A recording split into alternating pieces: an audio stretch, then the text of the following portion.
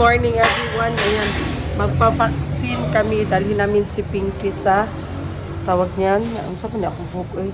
Dadalhin namin si Pinky sa kanyang vet kasi nga may rashes. Tapos schedule niya na sa vaccine niya.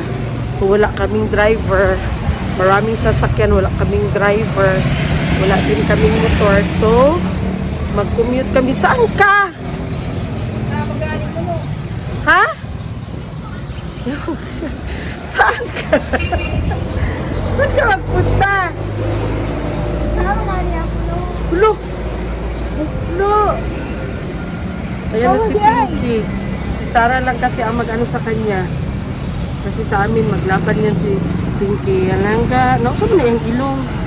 Ano siya? Ano yun na yung ilong? Yellow? Nagpano-slip pa. Hindi na, maghanap tayo ng motor. Taxi! Taxi! O, sa iwa. Sa iwa taon. Sa ganing ni nakuan? Sa ganing ni siya na tawag ani? Sige, ito'y pangalan dra sa vet gani ay sa clinic nila. Wait lang. Nakalimutan ko. Naman ko siya sa iwa ya. Diretso siya sa kanto iwa. Unahan pag yun. Highway. Okay ra. Sige. Okay ra daw. Iwan na nga ikaw niya na pagkulang. So very init. Ako na lang kasi may gulayan niya. Okay. Sabit lang ko. Pinky. Kawawa yan. Punta sa vet. Oh, tanaw, mainitan siya. Itago si. Itago. Oo. Nag-sunscreen na siya? Oo, itago. Kasi may pangirig, sunscreen, ang nagdala itaw, windscreen. A little longer than a few minutes later. Yun guys, dito na kami sa animal clinic. Sana nandito ang vet niya. Waiting pa kami guys kasi may inooperahan pa si Doc na ano, sa pusa din ata. Wait na lang muna tayo talaga. Kasi ha? 2,000 years later. Guys, nandito na kami sa bahay. So, ito na yung gamot ni Pinky. Kasi nga, nagtanong kami, ang concern kasi ni Madam is may rashes si Pinky and then may bad odor yung hininga ni Pinky. So nagtanong ako kay Doc about sa rashes. Yung rashes daw is baka sa dala sa init ng panahon or yung hindi daw siya allowed everyday liguin ang pusa. Especially kay Pinky na wala siyang balahibo. Yun ang sabi ni Doc. Pero may spray siya na reseta sa kay Pinky. Herbal spray. And then, yung ano din, may vitamins din ako na binili para kay Pinky kasi gusto ni Madam ng vitamins kay Pinky. And then, about naman yun sa hininga niya na parang medyo may mabaho. Ano daw yan siya minsan sa kinakain and then tinignan niya yung ngipin ni Pinky. So pagtingin niya sa ngipin ni Pinky parang may yellowish dito sa left side banda sa ngipin ni Pinky. So may tartar daw. So kailangan siya i-cleaning ang ngipin ni Pinky. So maghanap kami ng clinic na pwede mag-cleaning sa ngipin ni Pinky. Yan. Tama na yan. Yayang tayo, uy. Yan guys, nagpalinis ako ng aking paa kay Jing. Magaling yan si Jing magkulikot. Magkulikot ng mga ingrown. Masakit na kasi masyado. Matagal na ako, sige sabi sa kanya na magpalinis ako. Siguro mga 2 buwan na, ngayon lang na linisan sa awa ng Diyos. Ngayon niya lang ako pinansin. Busy ang life niya always. Buti na lang napansin niya ako. Oh. Diyos ko. Bakit paano may parang marka ba, no? Yan, oh. Ay. Diyos ko. Naya, ha? Ouch! Ouch! Nagtubo na ang kuan ba? Ayaw putla, Jing, ha? Ouch! Nagtubo na ang kuko sa unod, no? Nagsuksok na. Ouch! Muputulin, ha? Ito ba si Juni? Ha? Ito ba si Juni? Wala mong kalaro. Ay! Ang kalaro. Bakit sa taas? Dahil dito sa disco. Sinano? Ako ito ba lagi kang guest room? Guest room ka? Nakuha, Jing?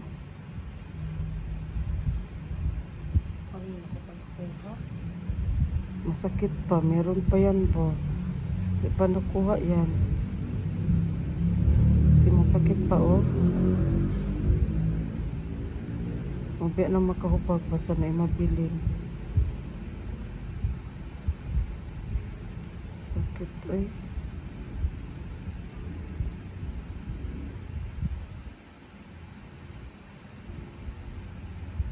A few moments later. Yan guys, kagigising lang ng ating madam. Yan. Breakfast, lunch. Ngayon pa lang. Isa na. Ang iyang breakfast ug lunch.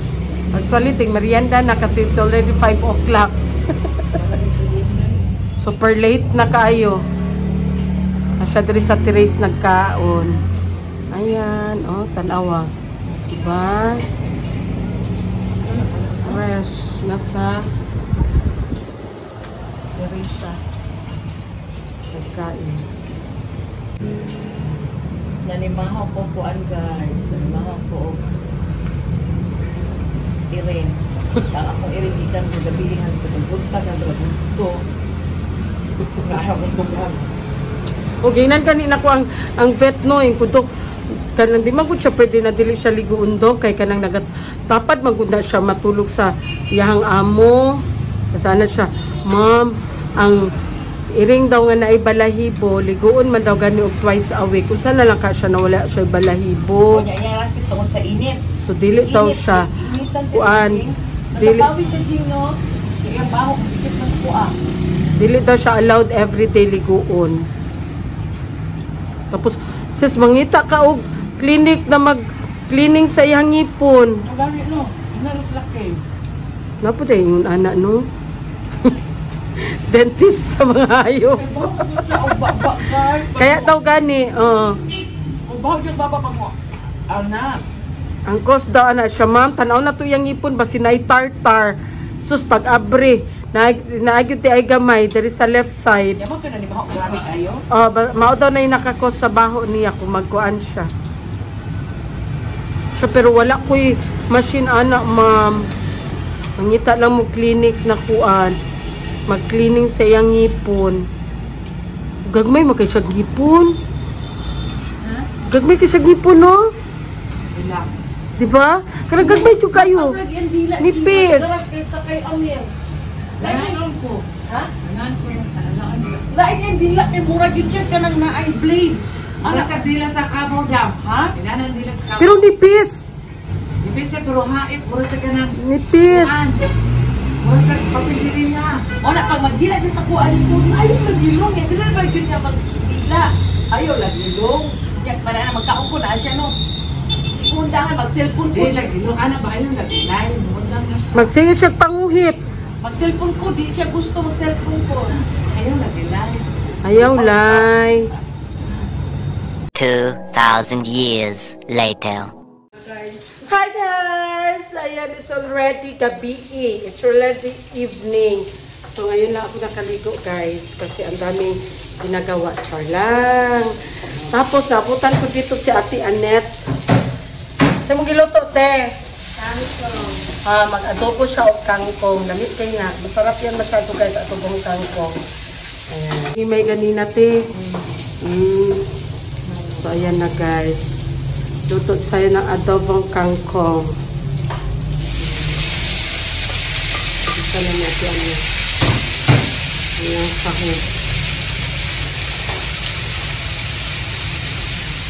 Pagkatamba lang yun ha. Pacham lang. Madam. Pachamba-chamba lang. Ano? Ako may budget ko eh. Sana. Ayaw na ti. Okay na na ti. Ako rin mo kit-kit anak ti. Okay ra. Ako rin mo kit-kit anak. A few moments later. Ayan guys. Magprito taog. Manok. Chicken. Atong tiwason ang trabaho ni Ate Anet kay si Ate Anet umuwi doon sa kanilang bahay muna kasi kamalingki siya, maghatid siya ng konsumo para doon sa mga anak niya. Gabi naman to. Kung tapusin na pa ito, gabi na. Kaya ako na lang ang magtapos at saka si Sarah Gata. Kasi naluto na ni Ate Anet ang adobong kangkong. Hindi ako marunong mag-adobo ng kangkong. All I know is prito, that's it. Wala bigla guys, kumabalaan.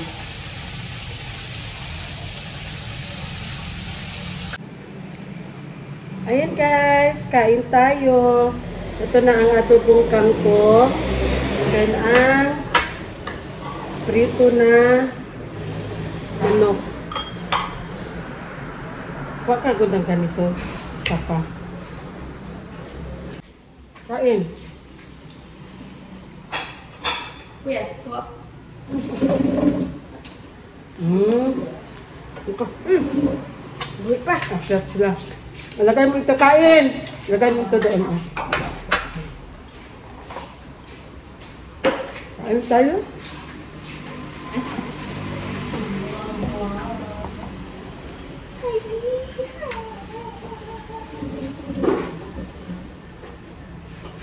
Hapon test. Nag-eating. Alagay ka ito sa trabaho? Apply man siya pambuntang. Bawa siya kuya.